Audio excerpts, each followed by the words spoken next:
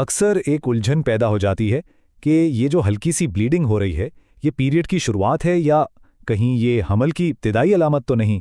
तो चलिए आज इसी कन्फ्यूजन को दूर करते हैं और इन दोनों के बीच का फ़र्क समझते हैं। होता यह है कि बहुत सी ख़वातीन इम्प्लांटेशन ब्लीडिंग को गलती से अपना पीरियड समझ बैठती हैं और इससे होता क्या है, हमल का वक्त पर पता ही नहीं चल पाता। तो सवाल यह है कि आखिर इन दोनों में फ़र्क किया कैसे जाए। आइए मिलकर इसका जवाब तलाश करते हैं।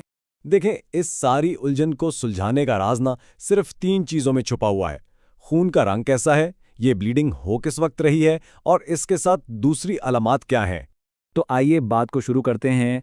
फ़र्क जानने से भी पहले ये समझना बहुत ज़रूरी है कि भाई ये इम्प्लांटेशन ब्लीडिंग आखिर है क्या चीज़।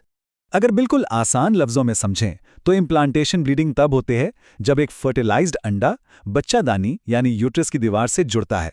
अब इस प्रोसेस के दौरान ना हल्के से खून के धब्बे नजर आ सकते हैं और यही हमल के बिल्कुल शुरू होने की एक निशानी है। अब इसमें सबसे अहम चीज़ पता है क्या है? इसकी टाइमिंग। इम्प्लांटेशन ब्लीडिंग आमतौर पर ओव्यूलेशन के यानी अंडे के खारिज होने के 6 से 10 दिन बाद होती है और यही टाइमलाइन है जो इन दोनों में फ़र्क करने का सबसे बड़ा इशारा है। तो चलिए अब आते हैं असल मुद्दे पर। वो कौन सी ऐसी 5 बड़ी निशानियां हैं जिनसे इम्प्लांटेशन ब्लीडिंग और पीरियड में वाज़ेह तौर पर फ़र्क किया जा सकता है? आइए देखते हैं।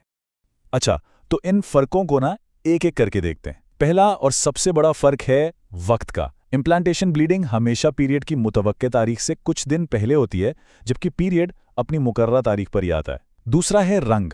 इम्प्लांटेशन ब्लीडिंग का रंग हल्का गुलाबी या भूरा सा होता है, जबकि पीरियड का खून गहरा सुर्ख होता है। तीसरा फ़र्क है बहाव का।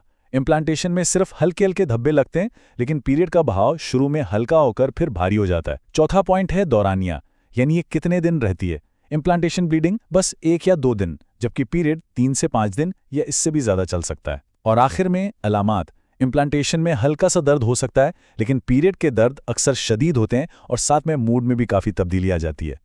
तो अगर ये अलामात नज़र आएं और कन्फ्यूजन फिर भी बाकी हो, तो फिर हतमी जवाब कैसे मिलेगा?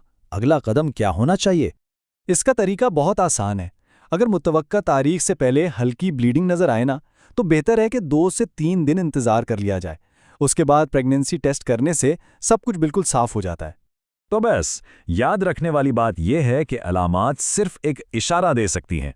हतमी और पक्का जवाब हमेशा प्रेगनेंसी टेस्ट से ही मिलता है। इसलिए जब भी शक हो, टेस्ट करना ही सबसे बेहतरीन हल है। और अब आखिर में एक सवाल जो थोड़ा सोचने पर मजबूर करता है कि सिर्फ इन चंद अलामात को पहचानने से आगे बढ़कर अगर कोई अपने जिस्म के साइकिल को गहराई से समझ ले, तो उससे सेहत के बारे में बेहतर फैसले करने में कितनी ज़्यादा मदद मिल सकती है।